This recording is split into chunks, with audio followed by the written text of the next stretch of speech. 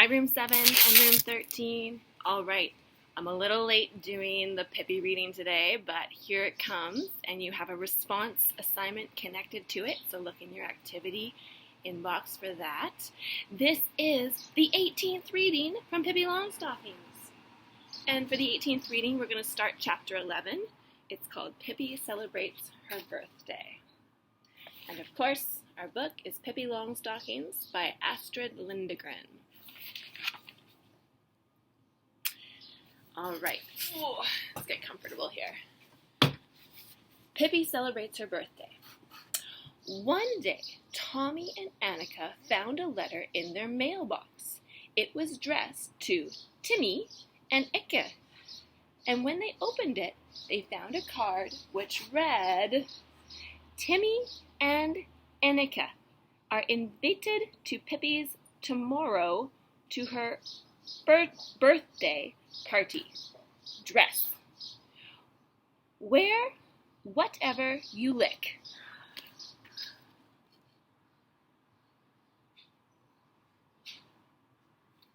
That's pretty good for someone who's never gone to school. Tommy and Annika were so happy that they began to skip and dance.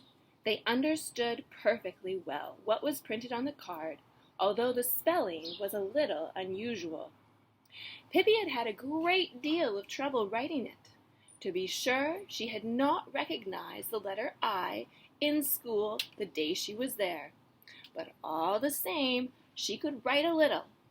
When she was sailing on the ocean, one of the sailors on her father's ship used to take her up on the deck in the evening now and then and try and teach her to write.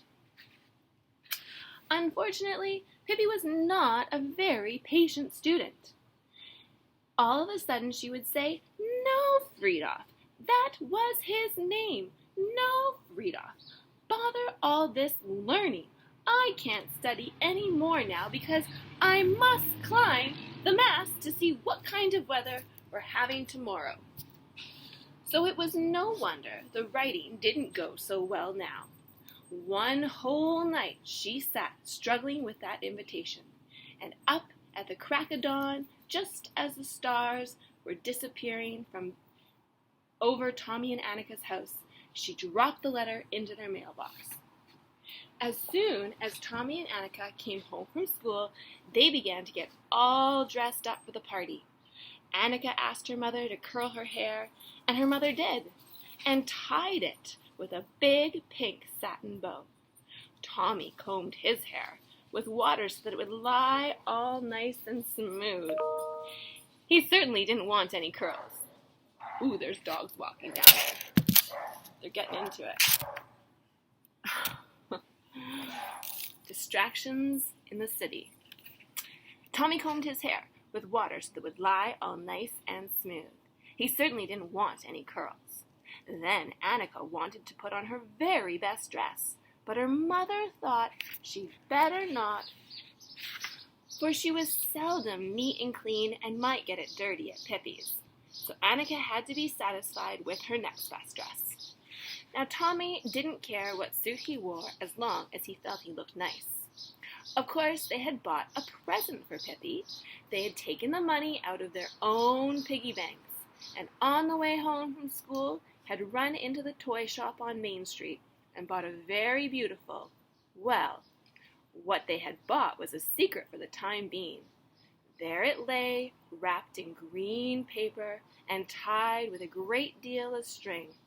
And when they were ready, Tommy took the package and off they went, followed by their mother's warning to take good care of their clothes. Now Annika was to carry the package part of the way, and they were both told to hold it when they handed it to Pippi. This they had agreed upon. Now, it was already November, and the evening sun came early. When Tommy and Annika went in through the gate of Villa Villacula, they held each other's hands tightly because it was quite dark in Pippi's garden, and the wind was sighing mournfully through the bare old trees. "Seems like fall," said Tommy. It was so much pleasanter to see the lighted windows in Villa Villacula and to know that they were going to a birthday party. Now, ordinarily, Tommy and Annika rushed in through the kitchen door, but this time they went into the front door. The horse was not on the porch. Tommy gave a lively knock on the door, and from inside came a low voice. "Who comes in the dark night on the road to my house? Is it a ghost or just a poor little mouse?" "No, no, Pippi, it's us," shrieked Annika. "Open the door!" "Oh, Pippi, why did you say that about a ghost? I was so scared," said Annika, and she completely forgot to wish Pippi a happy birthday. Pippi laughed and opened the door to the kitchen. How good it was to come in where it was light and warm. The birthday party was to be in the kitchen because that was the most pleasant room in the house. There were only 2 other rooms on the first floor. The parlor, in which there was only one piece of furniture, and Pippi's bedroom. The kitchen was large and roomy, and Pippi had scrubbed it until it shone. She had put rugs on the floor and a large new tablecloth on the table. She had sewed the cloth herself with flower patterns that certainly looked most remarkable. But Pippi declared that such flowers grew in the farthest of India, so of course that made it extra special. Now the curtains were drawn and the fire burned merrily. On the woodbox sat Mr. Nielsen, banging pot lids together. In a corner stood the horse, for he too had been invited to the party. Now at last Tommy and Annika remembered that they were supposed to congratulate Pippi. Tommy bowed and Annika curtsied, and then they handed Pippi the green package and said, "May we congratulate you and wish you a happy birthday." Pippi thanked them and eagerly tore open the package. And there was a music box. Pippi was wild with delight. She patted Tommy and she patted Annika and then she patted the music box. She patted the wrapping paper. She wound up the music box, and with much plinking and plonking, out came a melody that was probably supposed to be Ach du Care Augustine.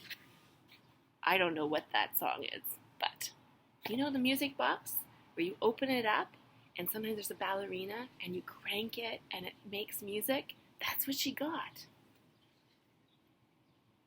Pippi wound and seemed to forget everything else. But suddenly she remembered something. "Oh my goodness, you must have your birthday presents too," she said. "But it isn't our birthday," said Tommy and Annika. Pippi stared at them in amazement. "No, but it's my birthday, isn't it? And so I can give birthday presents too, can't I? Or does it say in your school books that such a thing can't be done? Is it something to do with that old puffication tables that makes it impossible?" "Oh, I mean, of course it's possible," said Tommy. "It just isn't usual or expected.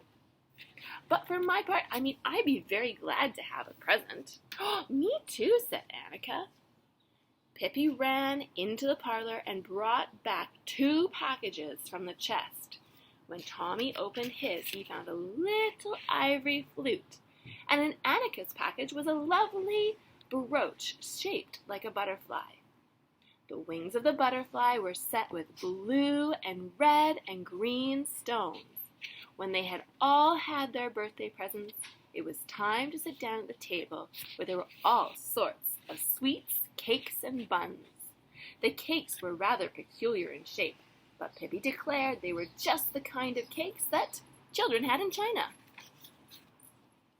Pippi served hot chocolate with whipped cream, and the children were just about to begin their feast when Tommy said, "When Mama and Papa have a party, the gentlemen always get cards telling them what ladies to take in to dinner. I think we ought to have cards too." "Okay," said Pippi, "although it will be kind of hard for us because I'm the only gentleman here," added Tommy doubtfully. "Oh, Oh, fiddlesticks, said Pippi. Do you think Mr. Nielsen is a lady? Oh, of course not. I forgot about Mr. Nielsen, said Tommy, and he sat down on the woodbox and wrote a card. Mr. Settergren will have the pleasure of taking Miss Longstocking in to dinner. Mr. Settergren, that's me, said he with a satisfaction, and he showed Pippi the card. Then he wrote on the next card, Mr. Nielsen will have the pleasure of taking Miss Settergren in to dinner. Okay, but the horse must have a card too, said Pippi firmly, even if he can't sit at the table. So Tommy, at Pippi's dictation, wrote, The horse will have the pleasure of remaining in the corner while he will be served cakes and sugar. Pippi held the card under the horse's nose and said, Read this, see what you think. As the horse showed no objection, Tommy offered Pippi his arm, and they walked to the table. Mr. Nielsen showed no intention of offering his arm to Annika, so she took a firm hold of him, lifted him up to the table. But he didn't want to sit on a chair. He insisted on sitting right on the table. Nor did he want any chocolate with whipped cream. But when Pippi poured water in his cup, he took it in both hands and had a drink. Annika and Tommy and Pippi ate and ate, and Annika said that if these cakes were the kind they had in China, then she intended to move to China when she could. When Mr. Nielsen had emptied his cup, he turned it upside down and put it on his head. When Pippi saw that, she did the same. But as she had not quite finished her hot chocolate, a little stream ran down her forehead and over her nose. She caught it with her tongue and lapped it all up. All right, guys, we're going to stop there. There's still another half of a chapter to go. So nothing too out of the ordinary has happened in this picnic. I wonder what's to come. Here's a picture of what's happening right now. Mr. Nielsen on the table, and the horse in the corner, and the chocolate poured on Pippi's head. Have a great day, Room 13. The last of our Pippi book will come to you tomorrow, and then we'll start a new read aloud next week. Bye, guys.